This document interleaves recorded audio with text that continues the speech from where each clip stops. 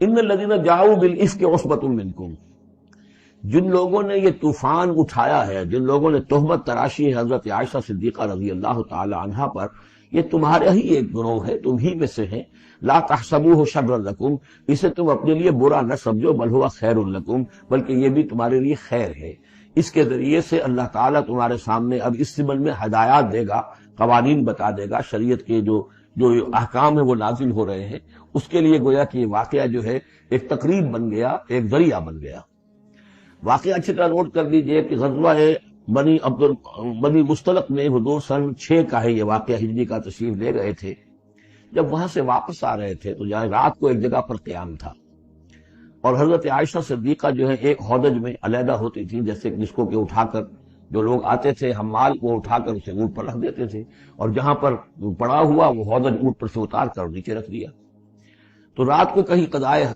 حاجت کے لیے نکلی، پیشاب وغیرہ کی حاجت ہوئی، وہ کہیں گئی، وہاں کچھ دیر لگ گئی، اور دیکھا واپس آ کر تو کہیں ہار اپنا گر گیا تھا۔ اس ہار کو دیکھنے کے لیے واپس گئیں۔ اتنی دیر میں وہ حمال آئے، اور حضرت عائشہ بہت دبلی پتلی تھی، انہیں اندازہ نہیں ہوا کہ اس ہودج میں اس وقت ام المومنین موجود نہیں ہے۔ انہوں نے اٹھایا اور وہ کوچ کا وقت ہو گیا تھا، اونٹ کے اوپر رکھا اور قافلہ چل دیا۔ اب یہ آئیں واپس، اب دیکھا کہ وہ تو قافلہ جا چکا، ہکا بکا کیا کریں، تنہا ہے، رات کا وقت ہے۔ اس وقت انہوں نے بڑی عقل مندی سے کام لیا کہ اب اگر میں قافلے کے پیچھے دوڑی چلی تو پتہ نہیں میں کسی غلط راستے پر مڑ جاؤں، اور پھر وہ تلاش بھی نہیں کر سکیں گے مجھے، تو بہتر یہ کہ میں یہیں پر بیٹھی رہوں، تاکہ انہیں جب بھی خیال ہوگا کہ اس ہودج کے اندر جو ہے ام المومنین عائشہ صدیقہ موجود نہیں ہے تو وہ تلاش میں پھر یہیں آئیں گے۔ تو وہاں بیٹھی ہوئی تھی، رات کا وقت تھا، نیند آ گئی، سو گئی، اس سے آپ کا چہرہ بھی کھل گیا۔ تو ایک صاحب تھے صحابہ میں سے صفوان ابن معطل، ان کی ڈیوٹی یہ ہوتی تھی کہ وہ لشکر کے پیچھے پیچھے چلتے تھے۔ لشکر چل رہا ہے تو ذرا فاصلے سے کہ کہیں کوئی گری پڑی چیز رہ گئی ہو، کہیں کوئی بیمار ہو وہ چل نہ پایا ہو لشکر کے ساتھ اور رہ گیا ہو پیچھے، تو پیچھے وہ دیکھ بھال کرتے ہوئے آتے تھے۔ انہیں دور سے نظر آیا کہ یہاں کوئی شے پڑی ہوئی ہے، گٹھڑی سی پڑی ہے کوئی، تو جا کر دیکھا، حضرت عائشہ کو پہچان لیا، اور وہ کہتے ہیں کہ میں نے اس لیے پہچان لیا کہ حجاب کی آیت کے نازل ہونے سے پہلے میں نے انہیں دیکھا تھا۔ حجاب کی آیت نازل ہوئی ہے سورہ احزاب میں، سورہ احزاب 1 سال پہلے نازل ہو چکی ہے، تو جب تک حجاب کی آیت نہیں آئی تھی ظاہر بات ہے کہ وہاں پردہ نہیں تھا، کوئی نقاب نہیں اوڑھتی تھی خواتین، اور نہ امہات المومنین، لہذا پہچانتے تھے۔ تو وہ چونکہ چہرہ کھلا ہوا تھا ام المومنین کا، تو انہوں نے کہا انا للہ و انا الیہ راجعون، یہ الفاظ جو کہے تو حضرت عائشہ کی آنکھ کھل گئی، اور وہ پھر اٹھ کر بیٹھی، انہوں نے اپنا کپڑا درست کیا، لیکن پھر انہوں نے یہ کیا صفوان ابن معطل نے کہ اپنا اونٹ بٹھا دیا، خاموشی کے ساتھ حضرت عائشہ اس پر سوار ہو گئی، اور وہ آگے اس کی وہ نکیل پکڑ کر وہ چلتے گئے اور قافلے میں پہنچ گئے۔ وہاں عبداللہ ابن ابی نے شور مچا دیا کہ خدا کی قسم تمہارے نبی کی یہ بیوی جو بچ کر نہیں آئی ہے، مطلب یہ کہ یہ تو اب یہ معاملہ جو رہا ہے، تنہائی رہی ہے، علیحدہ رہے ہیں، تو گویا کہ زنا کا معاملہ ہو گیا ہے۔ یہ اس کی جو بھی اس کی گندی سوچ تھی، ظاہر بات ہے کہ مکھی تو گندگی پر بیٹھتی ہے، اس کو تلاش رہتی ہے گندگی کی، اس کے لیے تو یہ ایک موقع مل گیا اسکینڈل اٹھانے کا۔ یہ اسکینڈل بڑھتے بڑھتے ایک طوفان بن گیا، اور اس میں بعض جو ہیں بہت ہی مخلص لوگ بھی، حضرت حسان ابن ثابت رضی اللہ تعالیٰ عنہ جو دربار نبوی کے گویا کہ سرکاری شاعر تھے، ان کا بھی معاملہ اس کے اندر ایسا ہو گیا کہ وہ بھی ملوث ہو گئے۔ تو یہ ہے واقعہ افک کا۔ لیکن اس کے بعد قرآن مجید میں پھر یہ آیات نازل ہوئی، اللہ تعالیٰ نے برات کر دی، اور پھر یہ کہ ان کی پاک دامنی اور پاک بازی جو ہے وہ ثابت ہو گئی، اور اس کے بعد یہ معاملہ رفع دفع ہو گیا۔ ان الذين جاءوا بالافك عصبة منكم لا تحسبوه شرا لكم بل هو خير لكم لكل امرئ منهم ما اكتسب من الاثم، اس میں جس شخص نے بھی جو گناہ کمایا ہے وہ اس کو مل جائے گا، اس کے حصے میں درج ہو جائے گا۔ والذی تولى کبرہ، اور جس نے اس کا سب سے بڑا حصہ وصول کیا، یہ ہے عبداللہ ابن ابی، جس نے اسکینڈل اٹھایا اور اسے بڑی قوت کے ساتھ، شدت کے ساتھ پھیلایا۔ والذی تولى کبرہ منهم له عذاب عظیم، اس کے لیے تو پھر بہت بڑا عذاب ہے۔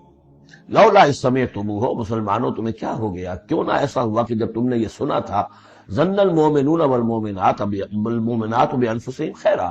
تو مومن مرد اور مومن عورتیں اپنے بارے میں اچھا گمان کرتی، یعنی یہ کہ حضرت عائشہ کے بارے میں ان کے بارے یہ گمان ہونا چاہیے تھا، انہیں فوراً کہہ دینا چاہیے تھا، وقالوا ھذا افک مبین، اور وہ کہتے فوراً کہ یہ تو کوئی بہت بڑی تہمت ہے۔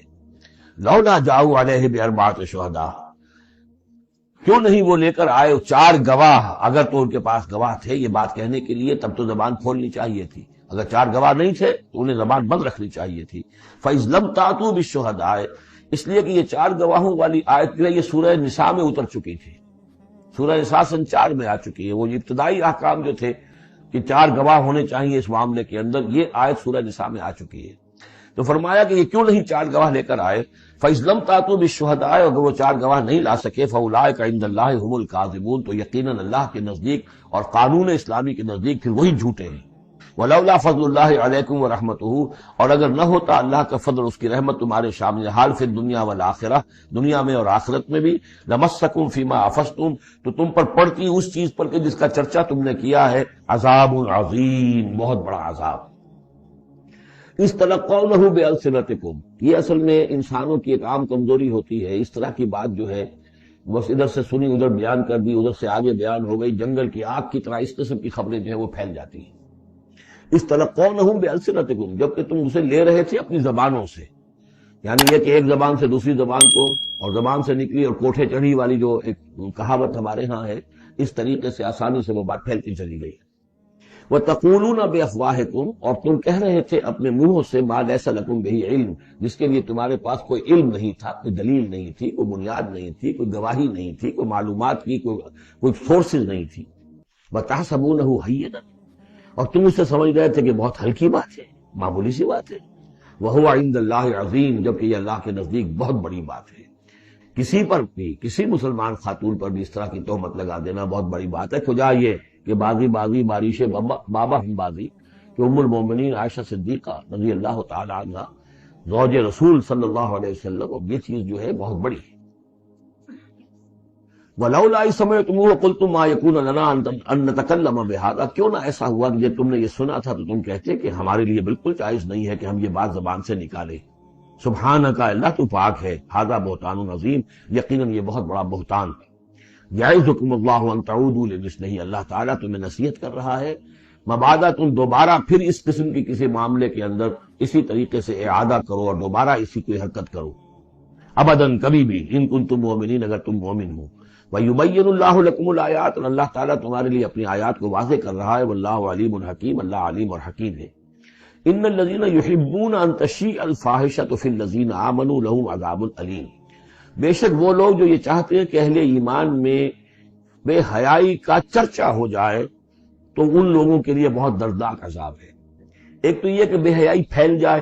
تشیع الفاحشہ شائع ہو جائے، بے حیائی عام ہو جائے، جو لوگ اس کے لیے، اب ظاہر بات ہے کہ آج کل تو کاروبار کے لیے، اپنے اخبار بیچنے کے لیے، اس کی جو ہے اشاعت بڑھانے کے لیے نئی سے نئی قسم کی رنگین تصویریں شائع کی جا رہی ہیں، یہ سارا کچھ ہو رہا ہے۔ کسی شے کا اشتہار دینا ہو، عورت کی تصویر ساتھ ہوگی، یہ سارا کچھ جو ہو رہا ہے، تو یہ لوگ کون ہیں کہ جو اس بے حیائی کو، بے پردگی کو یہ در حقیقت اس معاشرے میں پھیلا رہے ہیں؟ تو وہ لوگ کہ جو چاہتے ہیں کہ معاشرے کے اندر بے حیائی پھیلے،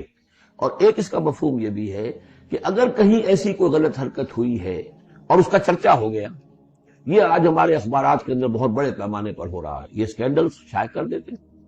اب وہ بات صحیح بھی ہے یا نہیں، غلط ہے تب بھی، لیکن ایک بات ہے اس کا چرچا ہو گیا، پورے دنیا کے اندر پہنچ گئی۔ اب ظاہر بات ہے کہ بچے بھی پڑھتے ہیں، بچیاں بھی پڑھتی ہیں، ان کے لیے تو گویا کہ یہ ایک ان کی معلومات کا ایک کھاتہ کھل گیا کہ ایسا بھی ہوتا ہے۔ جس طریقے سے آج کل ہو رہا ہے معاملہ، اس کے جس طریقے سے اخبارات میں شائع کیا جا رہا ہے، تو اس کی اس اشاعت کے اندر خرابی کا پہلو زیادہ ہے، مضر پہلو زیادہ ہے۔ اگر ہے بھی ایسا معاملہ، اگر تو سزا کے قابل ہے تو گواہی دو اور سزا دلواؤ، اور ایسی سزا ہو کہ جس سے ایک کو سزا ہو اور ہزاروں کو ہوش آ جائے، اور اگر نہیں ہے تو خاموش ہو، اس کے اوپر زبان کھولنا بھی جو ہے در حقیقت بہت بڑا جرم ہے۔ ان الذين يحبون ان تشيع الفاحشة في الذين آمنوا لهم عذاب أليم في الدنيا والآخرة، دنیا میں بھی اور آخرت میں بھی۔ واللہ یعلم وانتم لا تعلمون، اللہ جانتا ہے اور تم نہیں جانتے۔ ولولا فضل اللہ علیکم ورحمتہ، اور اگر اللہ کا فضل نہ ہوتا تم پر اور اس کی رحمت نہ ہوتی تو یہ تو طوفان ایسا اٹھا تھا کہ اس کے بڑے دور تک نتائج نکل سکتے تھے، یہ محذوف ہے۔ وان اللہ رؤوف رحیم، تو اللہ بہت رؤوف ہے اور رحیم ہے۔